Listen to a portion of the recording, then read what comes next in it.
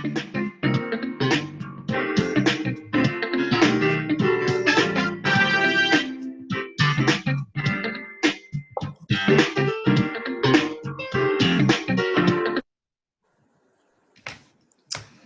everyone. I am Adrian Bowens. And I'm Nicole Bowens, and we thank you for tuning in with us for another episode of Marriages of the Kingdom with Adrian and Nicole. We are coming to you from WYTV7 Christian Broadcasters Network out of Charlotte, North Carolina. And we are a nonprofit organization, and we do appreciate your donations so that we can continue to build marriages nationally and internationally. And before we begin our show today, we would like to take the time to bring to you our Kingdom Business Connection for this week, which is G&G Sportswear USA. Again, our business connection for this week is G&G Sportswear USA. They specialize in sportswear, embroidery, and custom t-shirt printing. If you're in need of special branding for your business, your school, or your church, please contact them.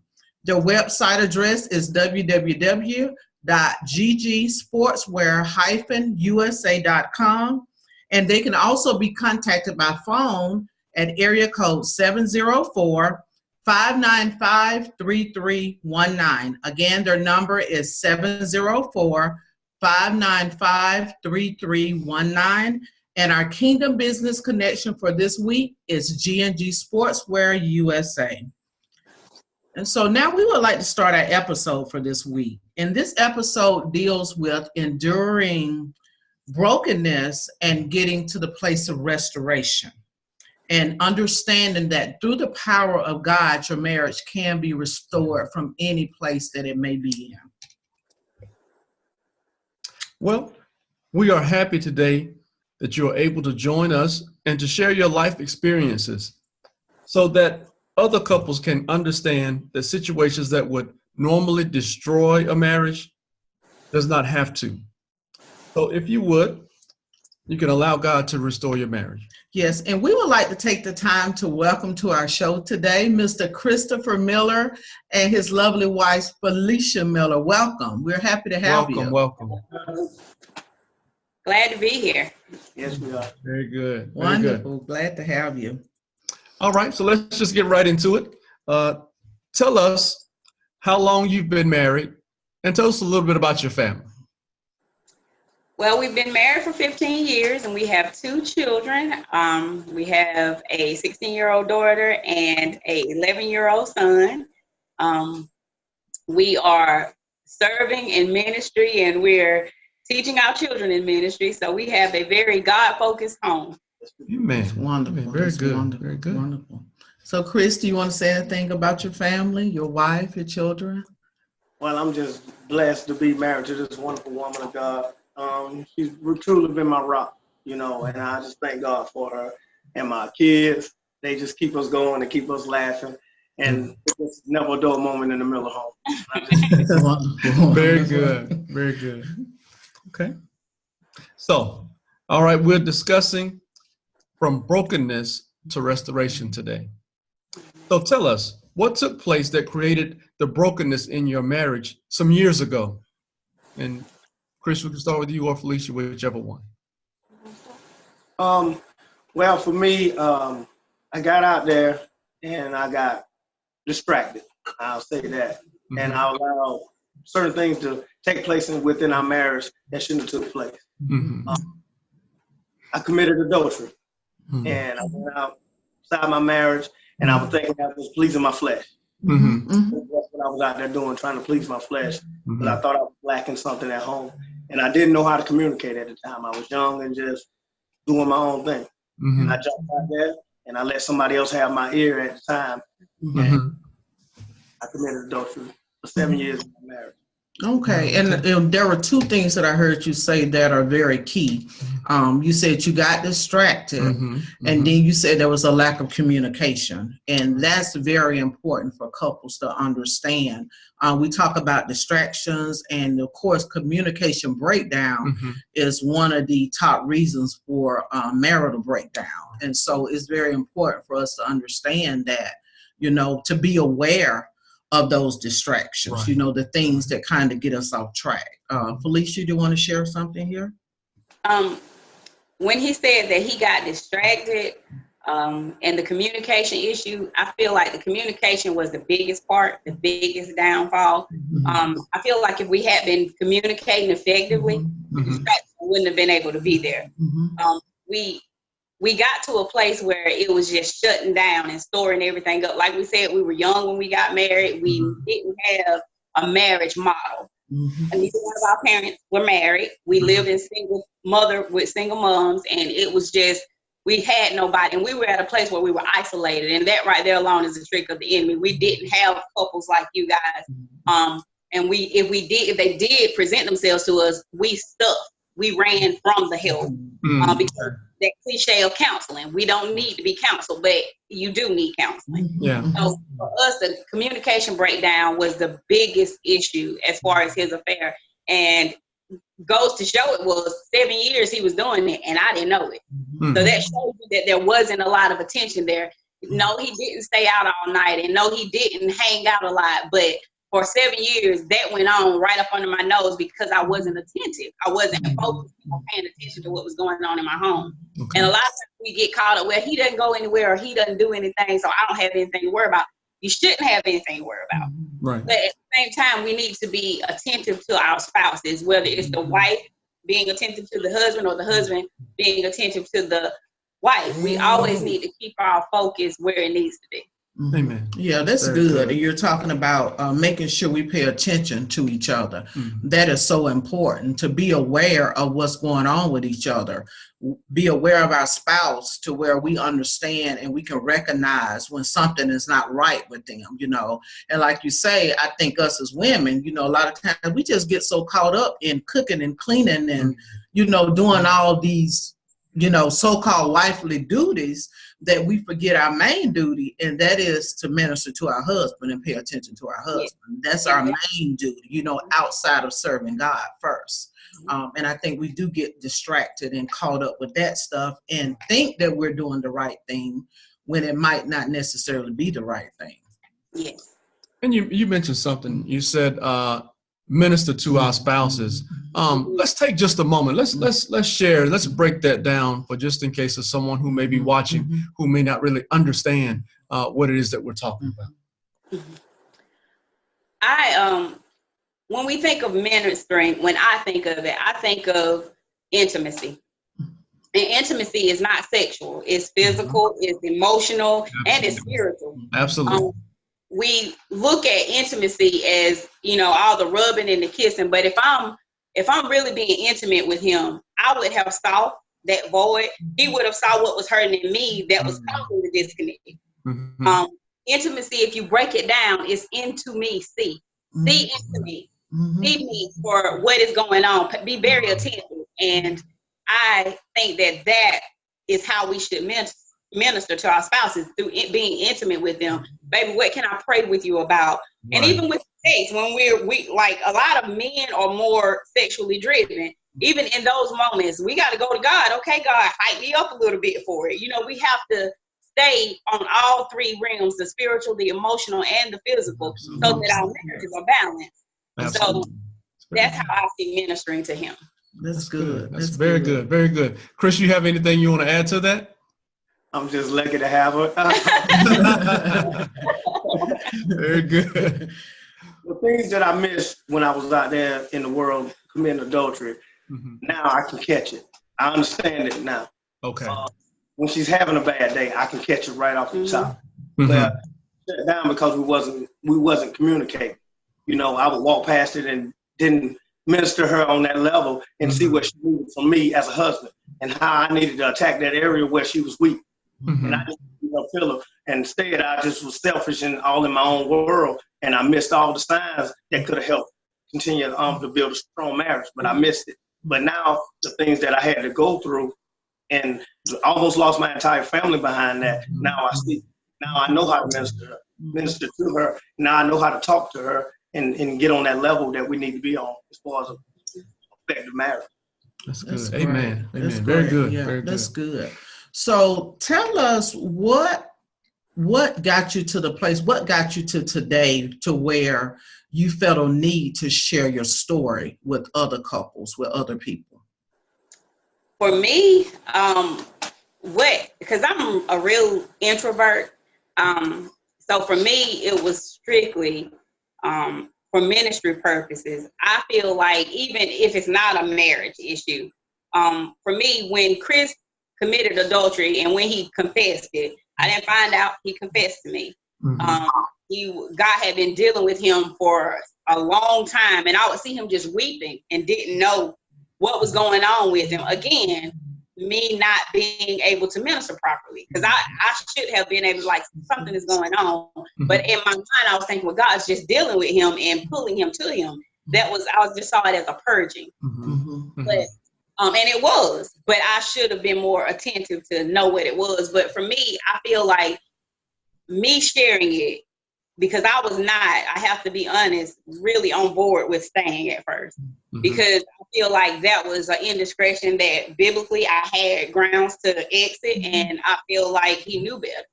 So I just I don't know about staying, as we were offered counseling at the moment that it happened, and I refused it because I had to know for myself that I could deal with this. And I just got to a point where I feel like forgiveness is the base of me sharing. And we get to a place where we feel like, well, we can't forgive people for that, or I can't forgive people for this. But not one time in my life have I ever went to God for forgiveness and he said, I don't forgive you. Right. Absolutely. And I've done some things that were not good. So when I got that mind frame that there's nothing that I could do to be separated from him, and I know that he feels that marriage is honorable above all things, I had to put me to the side. And honestly, it has made me closer to God. And I'm more apt to forgive people, because I was one, if you do something dirty to me, you got to go. You exit my life because you know better. You know, I feel like we should know how to treat people. So it has grown me in such a way. And I just want people to know that it doesn't matter what's going on in your marriage. A 7-year affair that my daughter knew about. Our daughter knew about it, and she hid it. So we had to counsel her through that situation too. So it was a lot of facets and components to this, but it has grown me in such a way, and I love so much deeper. Because so for that, I want to share people that it doesn't matter what it is, God can use it. Yeah, that's very good. That's good, Chris. Well, when I got to that place, God had been dealing with me, like Felicia said. He had been just dealing with me on every level. And I was at work having a conversation with another coworker. And it's like I'm talking to you guys now, and I heard God clear as day, how can she ever trust you when you don't trust me? And I knew when he was breaking me down, getting ready to have my big day, where I had to come clean. How was I going to get him to love on me and give me what I need and what I'm needing from him if I don't trust him? And I need the same trust out of her. I wanted Felicia to trust me, but I'm not trusting God. You know, so he broke me down, and he had been dealing with me, and finally we took a trip off to the mountains, and I kind of came clean then, but she didn't know. And we got back to church one Sunday, and it just so happened I was supposed to go out of town to Chicago, but I come back, and our pastor at the time confessed to some things he did, you know. And we got home, and she asked me had I had an affair, and I had to come clean. And but I heard God, and I said, God, I'm putting this in your hand. Marriage, everything I got. Yes, sir. Yes, sir. Trust. And I had to trust him at that moment, and that's when I come clean. That's good. And I've been riding the wave of trusting God the whole way. And God turned around. I really have. Go ahead, I'm sorry. Yeah, and I was thinking, you know, that's really good, especially where you're talking about how you were like, okay, God, I'm going to be honest, and I'm going to trust you that you're going to keep my marriage, you know. That's the ultimate trust, you know, and for, you know, God to have restored your marriage. And, you know, I'm ecstatic that other couples can see this. And, you know, we're talking about infidelity, but there's a lot of different things that take place in marriages where marriages are broken, you know, and for people to hear, well, God can fix that. he definitely can fix anything else that I'm going through. And so, you know, that's the biggest thing here is for couples to realize it's not about the it's about God, and that he can restore, he can correct, you know, he can bring life back to any dead situation if we allow him to. And, you know, we're happy for you guys that you allow him to restore you, you know, for this time. You know, that's why he restored you for this time, for this purpose, so that you can be able to speak into other couples' lives so that they understand that he can do it. He's able to do it, whatever it is. It goes back to two words you guys were saying, forgiveness and trust. And we've often heard people say, and I'm sure you've heard it also, they'll say, well, I'll forgive anything but. I'll forgive you for everything but. You know, they put that little clause in there. And when we put the clause in, the clause says, okay, God, I'm going to let you handle everything else, but this one thing right here, I'm going to handle it. I'm going to put it in my hands, and I'm going to put it upon me, and I'm going to handle it. And we just celebrated resurrection. That's the whole thing Jesus came here for. He said, listen, you don't have to hold on to anything. Whatever it is, you can give it to me.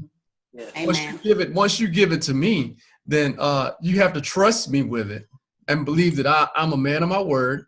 I am who I said I am. And if you give it to me, I'll make everything else go away so much smoother than you could ever think of doing it. I could fix it so much easier than you trying to fix it yourself. So I think those are the two words for everyone who's listening today: forgiveness and trust. Forgiveness and trust. Definitely. So give the couples some steps that you actually took to get back to a place of restoration. What were some of the things that you actually did? You know, some tangible things that they can grab a hold of and walk through that. For me, just speaking to the guys in this type of situation, you got to give her time. If you've hurt her on any level, give her time to heal and take ownership of what you've done. Don't shift blame, don't point fingers. You step up like a man and you handle your responsibility. And whatever it takes to help her get over it, you're going to go through some moments where it's going to be rocky and it's going to almost hit you in the face like it just happened again. But you're going to have to stand in that gap and you're going to have to fight. And as I have said earlier, you got to trust him. You got to trust God that he's going to fix it. And I had to stand in the gap and I had trust. It was some rough nights, some rough days, a lot of tears, but I knew what I had created and I was there to fight to the end. And I was not going to give my marriage to Satan on no level. I was not going to let him have it. And just like I said, for the guys, we got to stand in the gap and we got to trust and believe in God, what he said about what a marriage is all about. That's good. Amen. For me, I would say, usually after a woman experiences something like that, it's a hit to her worth. A lot of times it shakes her. Well, was I not good enough, or what did I do wrong? And in that moment, God had to tell me. He literally told me that I was more than enough. It wasn't a me issue. It was a heart issue with him. And one thing you have to do is make sure that you are so engulfed in the word of God, so engulfed in prayer. You hook up with women who are strong. Don't get around women who are negative. Because after this happened, I got in contact with women who were, well, I'll kill him. You don't need to be around that. You need some spiritual prayer warriors that are pulling you through this. So I would say just engulf yourself in his word and pray and know who you are. Know that you are a daughter of the Most High and that there's nothing that can take that away from you. Nothing can devalue if you're wrapped up in God. So I would say just do that, and you as a couple pray together. You as a couple seek him together and grow together and make sure that you are, like I said, surrounded around powerful couples, strong couples who stand for marriage, you know, no matter what, no judgment. So I would say just stay connected to the vine. Amen. That's good. That's good. And I'm glad you shared the fact that you realized, you know, the action that he created had nothing to do with you personally. Because I think a lot of times women do take it personally, and they think they're too fat, they're too skinny, their hair needs to be longer, it needs to be shorter, you know, they're this, they're that, when, like you said, it's a heart issue in that other person. You know, it has nothing to do with you personally. So it's important that you share that, so that women or men, you know, if it's vice versa, do not take on ownership of the action, but take their part in it to see, okay, what did I do? Where was I not paying attention? You know, what could I have done better? You know, my husband and I, we are firm believers that there is nothing that no one else can do to make you do anything. You know, it's an action that we decide, it's a decision that we make. You know, but if it happens, then it can be restored. That's the key, but it's not anybody's fault. And I love the fact that Chris also stated that he took ownership of his behavior. That's the key. He didn't say you did this or you didn't do that. He took ownership of his behavior. And that's one of the key things to restoration, is taking ownership of our stuff. You know, that's one of the keys to restoration. Amen. Yeah, so also give our viewers something that they can take away from this, some words of encouragement that they can take away from this, so that they can keep going forward, not just about infidelity, but just about brokenness in life in general, and how to push forward, how to get to the next level, how to press their way through whatever it is that they're going through. I would say infidelity has not been the only marital issue that we've had. We've had sick children. I've been sick enough to die. We have had financial difficulties. It has been family issues that, you know, came into our marriage. One thing I know for sure is that the enemy hates marriage. And if you are married, surely you're going to have some kind of issues in it, because he wants to do whatever it takes to separate you. But what I can say is, if we believe that God loves marriage, and he has to, because he says he hates it, divorce. So if he hates divorce, he loves marriage. We need to stay in a place where we don't do anything to disappoint my God. This is difficult, but the cross was difficult for Jesus. So I can stand in this, and I can fight. I can fight through this. This gonna pass if I stand the course. And one thing I do want to say is that if we stop seeking to make our spouse the perfect person, and we just be the right person. We just be the right person. Things will start shifting in our marriage. That's good. That's good. Chris? You said enough today. Just like she said, stay in the gap and just continue to fight. Just don't give up. Trust in him. Give him everything you got. Make your marriage great as it can possibly be. And just go to the top with it. We're here for the kingdom and help build marriage. Amen. Very good. Yes. Well, thank you guys so much for thank you. Sharing what you shared. You know, it took a lot for you to do that. It took a lot for you to open up, but we already know that couples are going to be blessed, that marriages are going to be blessed, that marriages are going to be restored because of you. So we really do appreciate you. We do. Yes. Thank you for having us. That's good. Amen. Very good. Very good. If you have experienced infidelity or any type of brokenness in your marriage, we are available to provide you with resources to assist you and your spouse with restoration. If you, both husband and wife, are willing to put in the necessary work and believe that God can bring life back to your marriage, then it can happen. We truly appreciate you for tuning in with us at WYTV Christian Broadcasters Network. We would love to hear from you. Please feel free to contact us, leave a review, or if you need prayer, or to receive additional resources. You may contact us on our website at marriagesofthekingdom.com. Again, that's marriagesofthekingdom.com. Email us at marriagesofthekingdom@gmail.com. Or you can email us or contact us on our Facebook page, Marriages of the Kingdom with ADrian and Nicole. And lastly, you can call us at area code 864-553-8643. Again, that's area code 864-553-8643. Until next week, please be intentional about your marriage.